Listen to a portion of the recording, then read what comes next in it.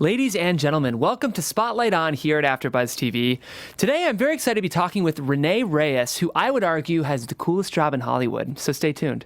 You're tuning into the destination for TV superfan discussion, AFTERBUZZ TV.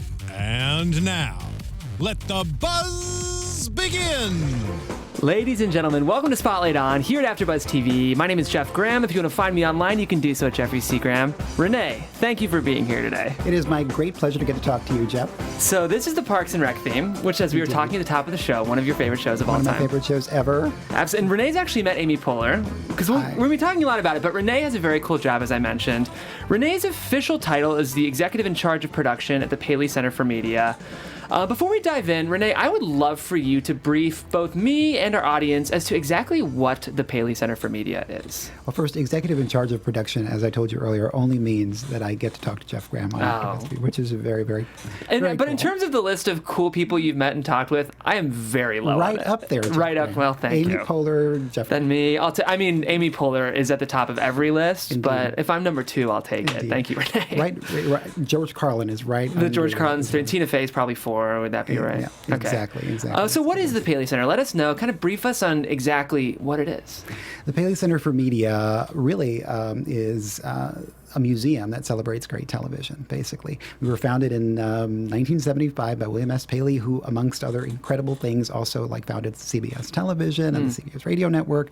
But we preserve the history of television. We have an archive with 180,000 programs spanning the history of the medium from, the Olympics in 1937 all the way to the most recent streaming program.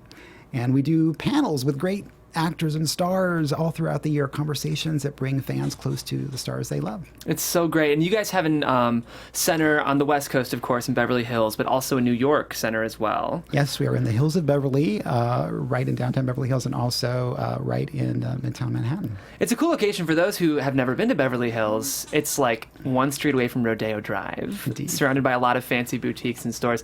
The thing that I love about the Paley Center, Rene, and I have a cool story as to how I discovered your content. Great. But it's a nice intersection of kind of intellectual people like nerds who love to dig into history, but television. And the thing that I love is I'm someone who always grew up thinking, I love TV, and everyone's telling me I'm watching too much TV and that TV is bad. You can never watch too much. You can never watch too much TV. And what the Paley Center does is it applies the interesting depth of research that like a Smithsonian would for American history and devotes that to television. That is very good, Jeff. I really appreciate that, Yeah. And I think we should use that as our new. There you go. Just make sure I get my royalties. Indeed. It's great. Yeah, and so the way I discovered the Paley Center actually was, I think, in middle school, because you guys jumped on YouTube pretty quickly, which was really smart and took advantage of that. And I'm an aspiring television writer who's had a little bit of success here and there, but still working my way up the ladder. But regardless, I was so excited to see interviews and events with television writers. And you guys were really the first and still one of the few channels and entities that's really promoting not only talent on television, but writers on television too. So when I was in middle school, I saw this and thought, one day I'm going to go to an event at the Paley Center for Media. It was my dream, and it was one of the first things I did. I went to the event where I'm trying to think, it was the season with like Selfie, which I thought was a great show, by the way. It was a good show. Sad to see that one go, but that show creator has a new Jenna Fisher show coming out this year, which I'm excited. Yeah, and also Red Band Society, which I thought was a great show as Terrific. well. Octavia Spencer, wonderful on that show. Beautiful. The young cast was great as well. But I went to an event where those two shows were premiered. That was my event, Jeff. I know, and it was that. great. You were in the room, and we didn't get a chance to meet then. It's fate that we're here now, but that was a really cool full circle moment for me to go visit, because that was a goal for me, was to go to an event, and now I'm interviewing one of the executives from Paley, which is very cool. Well, that's amazing to hear, and you're right. We get to. We do not just honor the stars on television, but we also are all about the creative process. So we get these incredible writers and producers who are making such great television and have them on stage as well. And our audiences at Paley, people like you, really love to hear from them, because you really get at the heart of what the shows are about from their perspective. Absolutely. I just so appreciate, and it's happening less and less because TV's never been better. But I think people are so quick to discount television as an important cultural touchstone and an important influential medium, and Paley, what you guys do is really embrace not only the cultural importance, but even intellectual importance of television in our country. Cultural importance, I think you hit on an incredible thing, because really I think it's been probably the biggest force in getting across social issues, because we brought, television shows like All in the Family, or a show called Family later on, and Soap, like, to take an example, LGBT issues. They brought characters right into people's living rooms, right, and made people comfortable with the idea of people that were maybe that they perceived as different than them. Right. And I think you can trace that basically on almost every social issue, whether it's African American achievements, or people with disabilities who are suddenly getting much more visibility on television than ever before. I think television is at the heart of so many social movements, great moments in history. I mean, I'm babbling on here. No, it's great. When you think of things like the Civil Rights Movement, it was the pictures that we were seeing on television of what was happening in Alabama and Mississippi that were really getting into people's living rooms and basically bringing this this conversation to a different level. Right now at the Paley Center, we have an exhibit celebrating African American achievements in television, and we've got this incredible new interactive piece that we just developed. Basically, it's a map. And you can click on a map of different areas that civil rights activity was happening during the civil rights movement of the 60s. And suddenly, you get a window onto that city by all these video clips of like the news broadcasts that were happening in that city at the time, covering, different marches or Martin Luther King Jr.'s amazing speeches.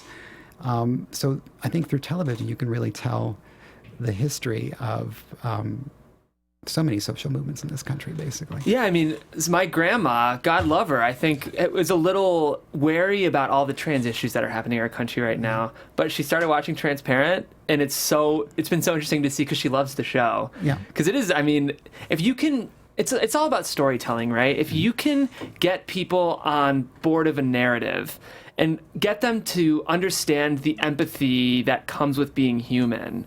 And the fact that when it comes down to it, all of us are living our own stories, right? And it doesn't take much to empathize with other people once we can see their lives in the framework of a story.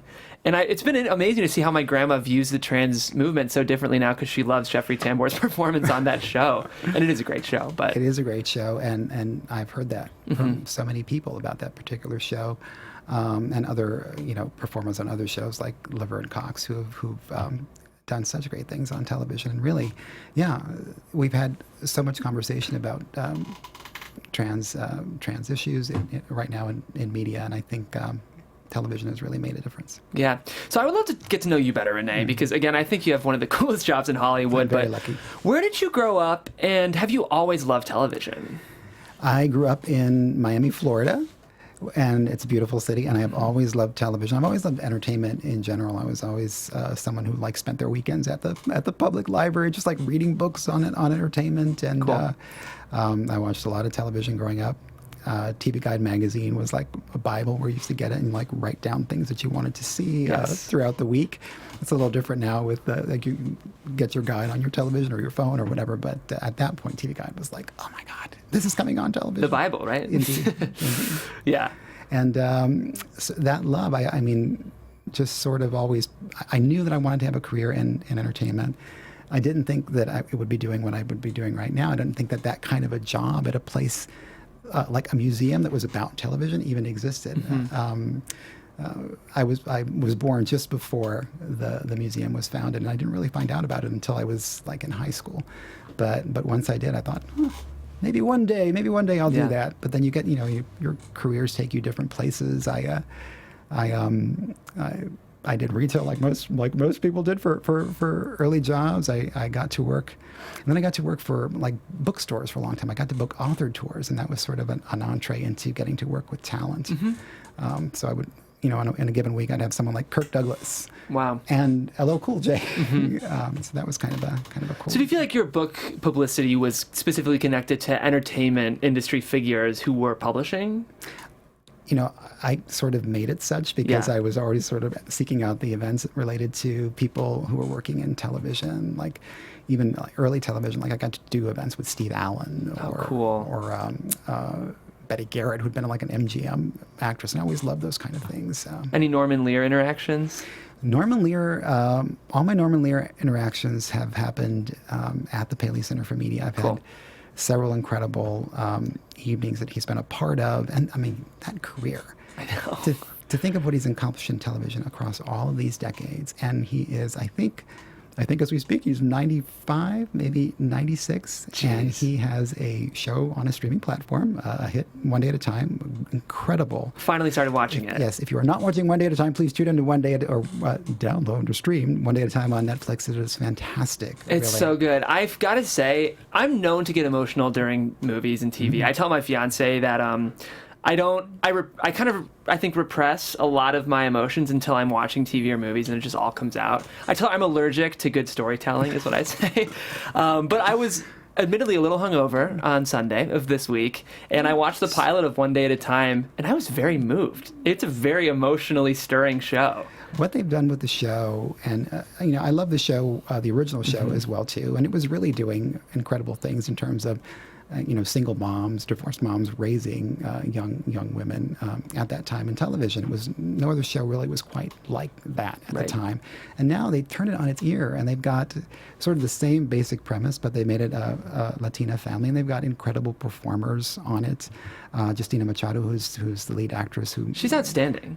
What a star. and the nicest person you could ever great. encounter, and she is so aware of the moment that she's having on that show, and the thrill of getting to work with Norman Lear and Rita Moreno, who's fantastic and amazing on that show. It's triple. So we were talking about Norman Lear. So I'm just amazed that he has that show on, and he has a pilot at NBC coming up, which looks really, really cool. My friend Brent Miller, who's a producer on One Day at a Time, sort of runs production for his company, and they're doing amazing things. That's really cool. So once you landed at Paley, did you really quickly move into sort of event curation, or I'd be curious about your journey with the museum. My journey with the museum, I got to, my first entree to Paley was working as an executive assistant to the vice president. Nice. Very Hollywood of you to start as an assistant, and then don't we all? Indeed. Yeah. But we're a nonprofit. We still are a nonprofit. We depend on, you know, funds raised from our membership, and basically from wonderful people who want to support the preservation of great television and bring these programs that we do throughout the year.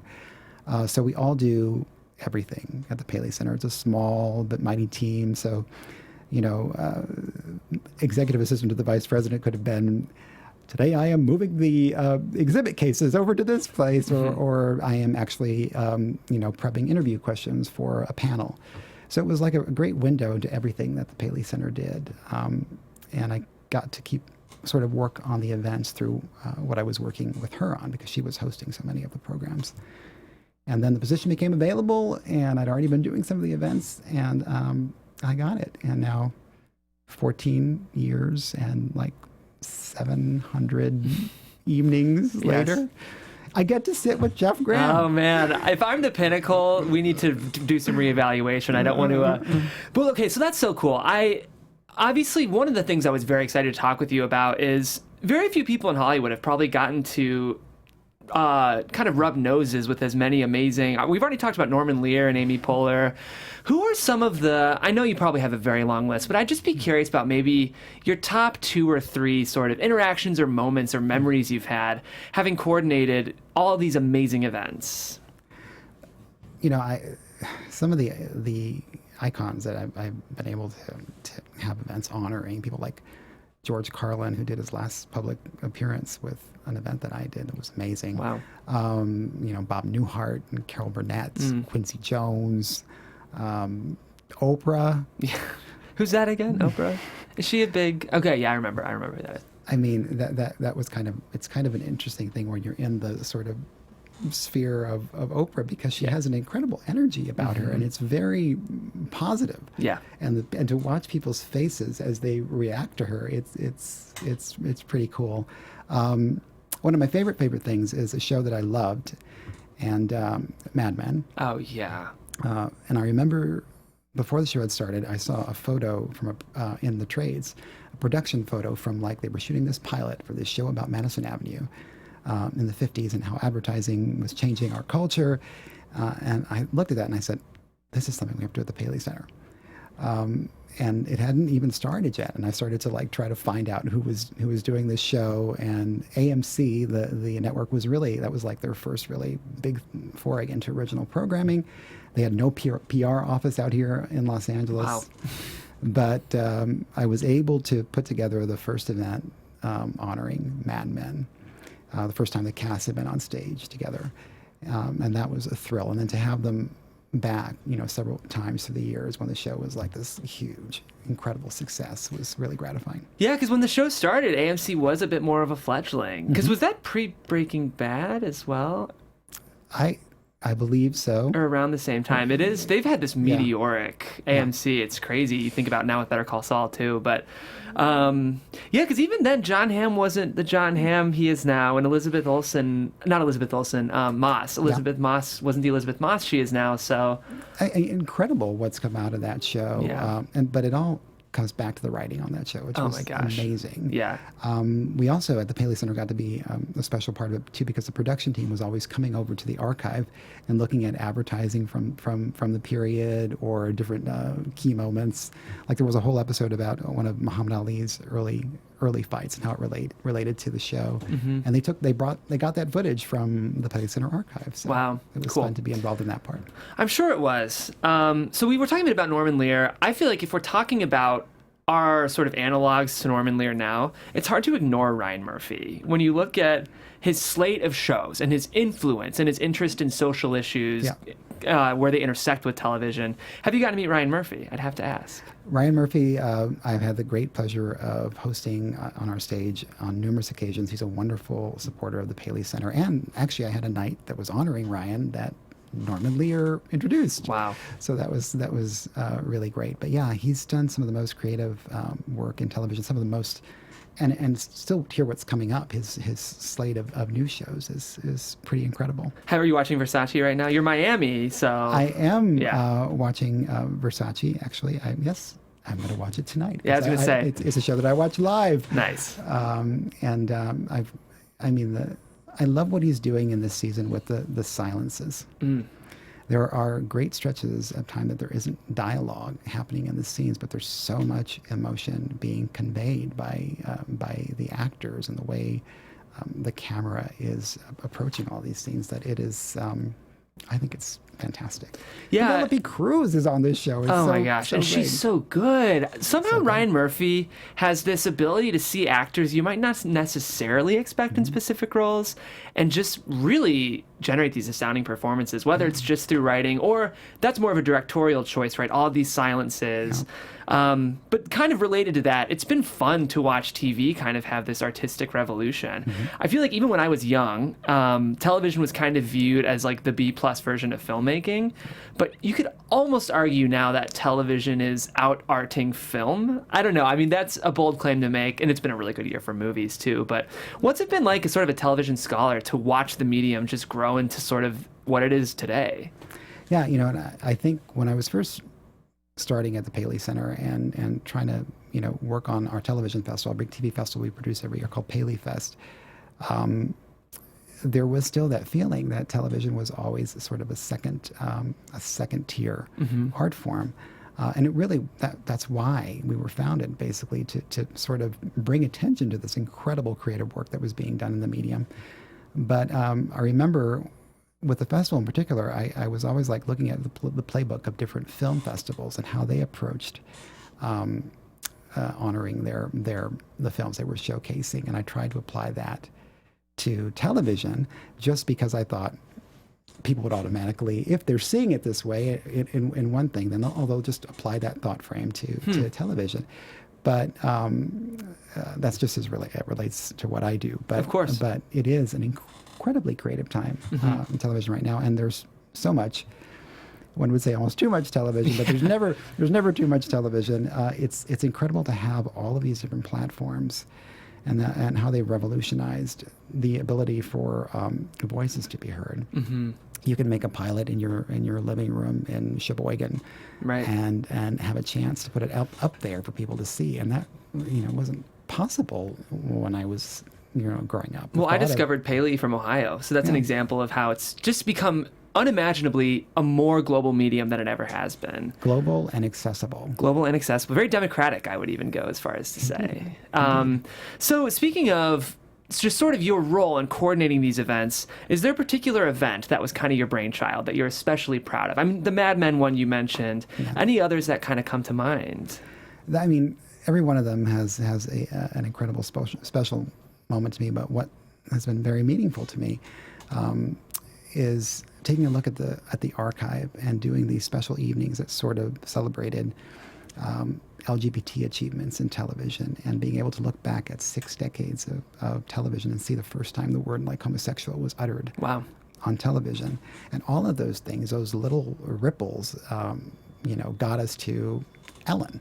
Yeah. And even when she, on her show, on her sitcom, said, "I'm gay," and it's on the cover of Time magazine. Mm-hmm. These are all things that actually bring us to where we are in terms of understanding. And I was able to do that as well with African American achievements in television, and our Paley Center, we did a big celebration on female achievements as well too.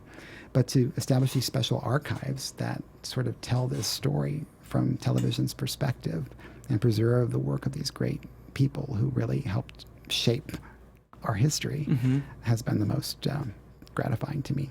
Absolutely. Speaking of, we're in a very interesting moment in our own industry right now. Obviously, I don't think you can work in Hollywood now and not feel sort of the almost historical moment. You know those moments when you kind of feel like you're in a history book chapter. Yeah. I feel like we're in that right now. And obviously, I'm referring to the Me Too movement and the revelation that there's been a lot of kind of gendered abuse and sexual harassment in our industry. What's that been like working at a scholarly institution around our industry, sort of just being in that moment, being in the whirlwind of it all? I think, I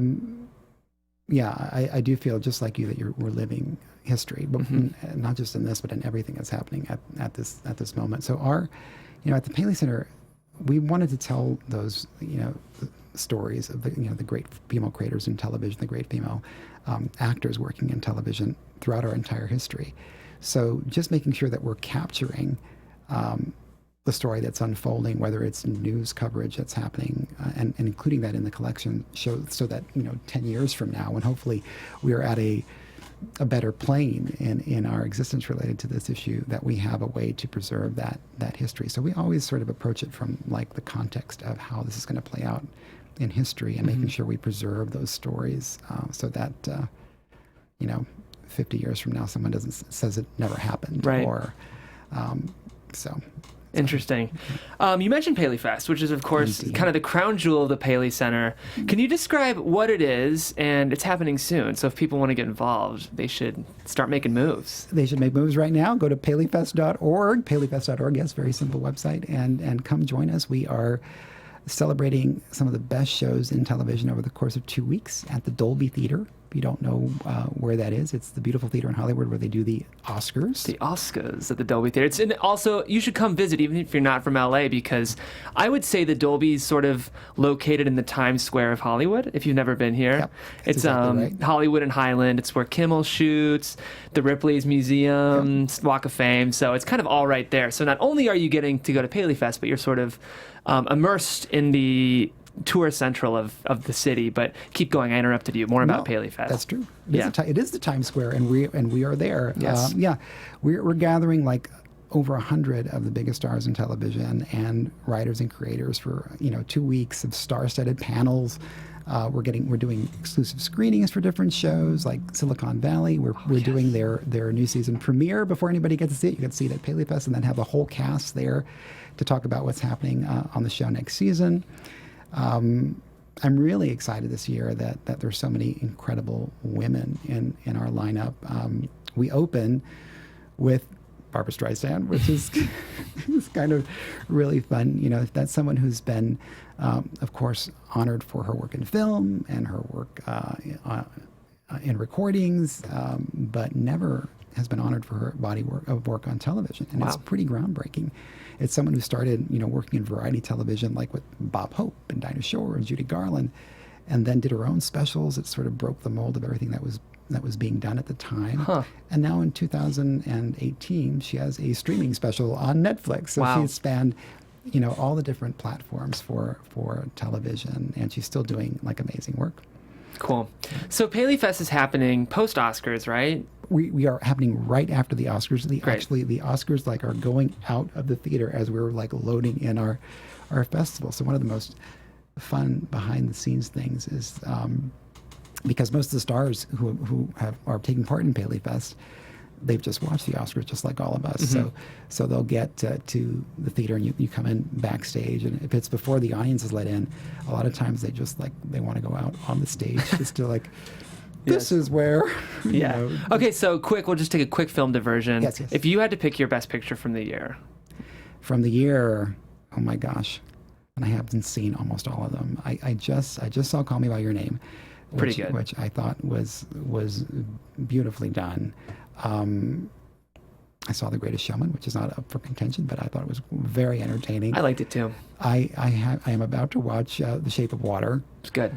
Really good, and that's, you know, people seem to love it. I mean, I love Guillermo del Toro, so I think. Have you seen The Florida Project yet?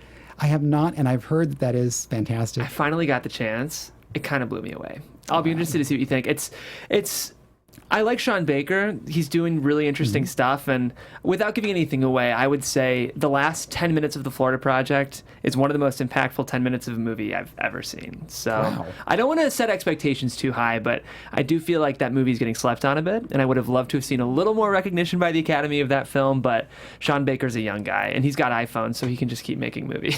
Absolutely. So The Florida Project is like me talking to Jeff Graham AFTERBUZZ. It's very nice. I'll bring you back, Rene. This is great. Okay, cool. So PaleyFest happening right after the Oscars. Guys, if any of you guys haven't been to a Paley event, it's very, very cool. And again, I just so appreciate that you guys are respecting television as a valid and important artistic art form. Because I think, at least the way I grew up, people around me weren't doing that like they should. And I wasn't really given the narrative that I could have a meaningful career in television and an honorable and valid career in television. And I think you guys are doing a lot to push back against that, which I really appreciate. And not only do you get to see your favorite actors and talent from shows, but you get to go see directors and writers and creators and showrunners, which I would argue can be even sometimes a more stimulating conversation, because you really get to see the behind the scenes work of how TV is made and produced. We've got Ava DuVernay on our stage this year for Queen Sugar, which is pretty amazing. Gemma Baker, who's an incredible creator and showrunner of Mom. Chuck Lorre will be there this year. Yeah, we have The Big Bang Theory, Outlander, Will and Grace, The Orville. Yeah, a lot of CW shows, which that network is having a very interesting cultural moment too. I got to see the pilot of Black Lightning 2 or 3 weeks ago. I haven't seen that yet. Very good. Like, what's the Achilles, you know? So Mara Brock Akil, if you guys don't know, created Girlfriends and Being Mary Jane, which is a really wonderful show. But they've kind of taken what I think can be kind of a tired genre and really infused something super interesting in it. So if you haven't seen the pilot of Black Lightning, check that out. But again, these are the kind of conversations, these nerdy TV conversations that you can have at PaleyFest. And again, if people want to get tickets, they can go to paleyfest.org. Is that right? PaleyFest.org. We are March 16th to the 25th at the Dolby Theater in Hollywood. There's a show every night, sometimes 2 shows on the weekends. You can come to your favorite show, be in a room with like 3,000 fans who love that show just as much as you do, and get up close and personal with these incredible stars and creators. Amazing. Well, I brought you on here because I really believe in what Paley does, and because these events are awesome. You guys really should be going. One more time, that's paleyfest.org. Get your tickets now, and they're biannual, right? There's also a fall PaleyFest. I have a fall TV preview, which you came to and saw the Red Band Society. Correct. We do that in September, and it's that can go on for 3 weeks, and it's different nights celebrating all the new fall television shows.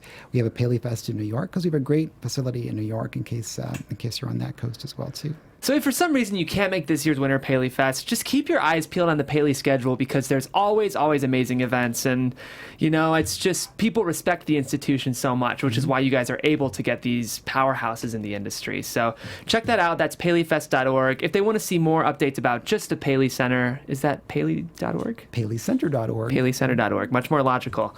You can watch clips from all of the great panels that we do. Absolutely. You can find those on YouTube as well, which you definitely should because amazing conversation. Rene, this has been very fun.